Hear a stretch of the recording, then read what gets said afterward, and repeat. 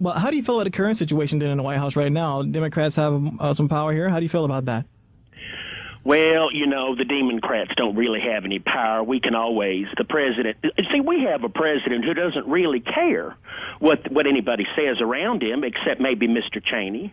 One day it was Mr. Rowe, but I think he's kind of fallen into just a little disfavor.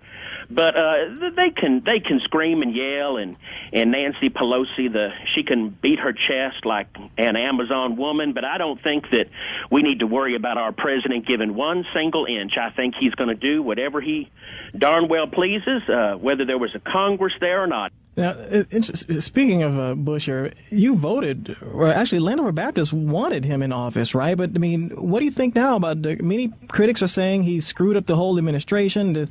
Our country's reputation is even worse now, where the deficit is much worse. You guys wanted this guy in office. You got him. Are you guys still happy? Reggie, true Christians have been persecuted since the time of Jesus himself. The fact that we're hated by all them foreigners, I really don't put much lick of anything into what them foreigners think. We are always going to be persecuted for doing the right thing.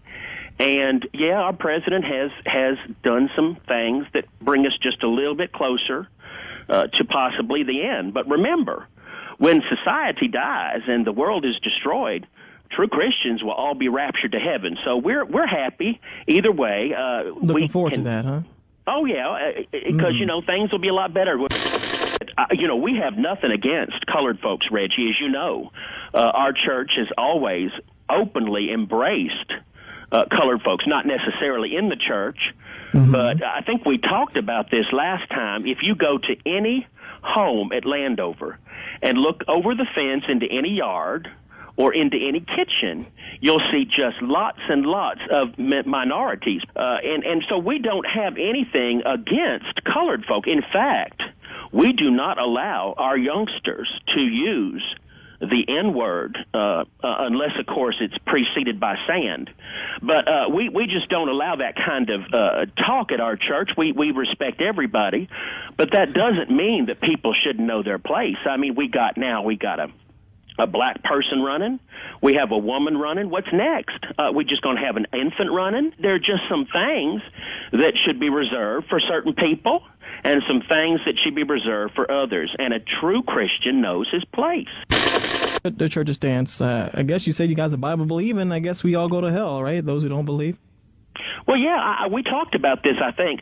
The Bible's not just a big old present full of strawberries and chocolates and roses. There are some parts of the Bible that just aren't all that pleasant. But we do know from the Holy Bible that people who accept the Lord go to heaven, and people who don't accept the Lord go to hell. Now, that can be trying because the Bible doesn't say when you have to accept the Lord. You can accept the Lord on your deathbed and go to heaven, and which means that heaven is really pretty full of lots of hideous people whose only real attribute was a good sense of timing. Yes. But in any event, it doesn't matter really how good or bad you are. You just have to, at some point, say, I accept you, Jesus, enter my life, take over my heart, be my personal Lord and Savior, and you'll spend eternity in bliss. Now, I suggest, Reggie, that you do that, because you never know when it may be a car accident. That's right. Man, that is disturbing. Now, what you're saying here essentially is then that Hitler can be at the heavenly breakfast table with everybody else. I'm afraid we may see him up there, and he just, he made some mistakes. He killed some American soldiers, and I don't think I'd want to see him. But that's just the way it is.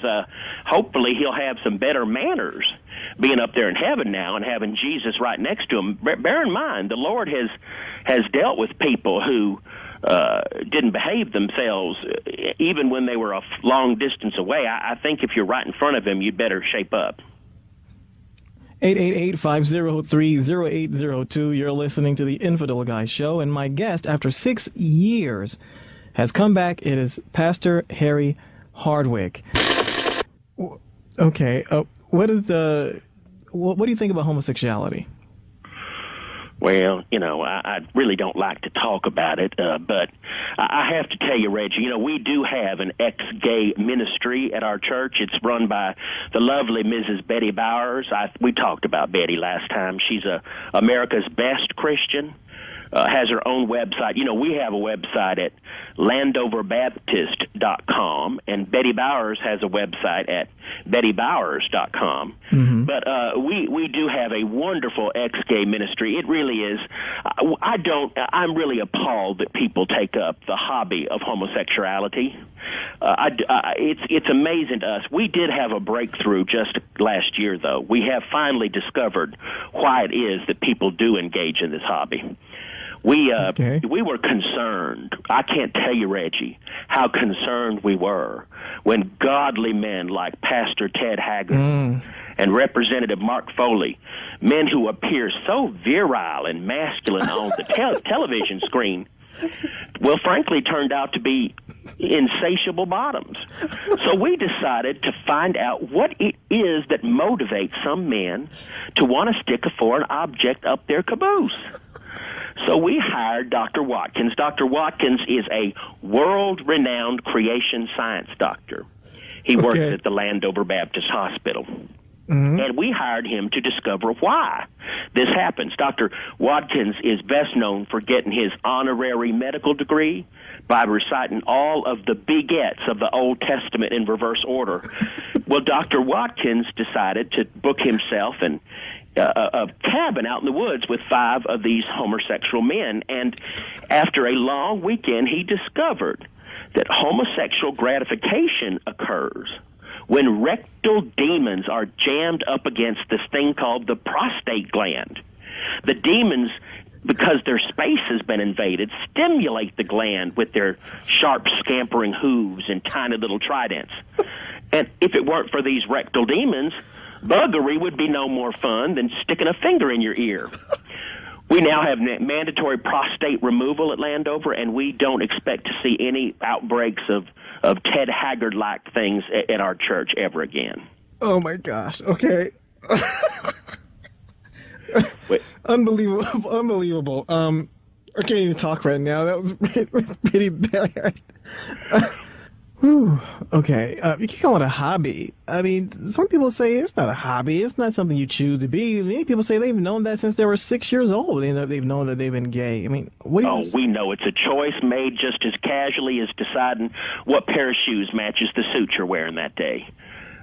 We won't listen to all this stuff about it being caused by genes, because, frankly, the Bible tells us that things that scientists say are caused by demons.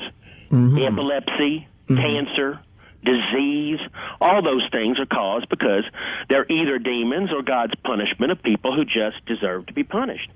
So if those things are caused by demons, how could homosexuality be caused by genes? Maybe wearing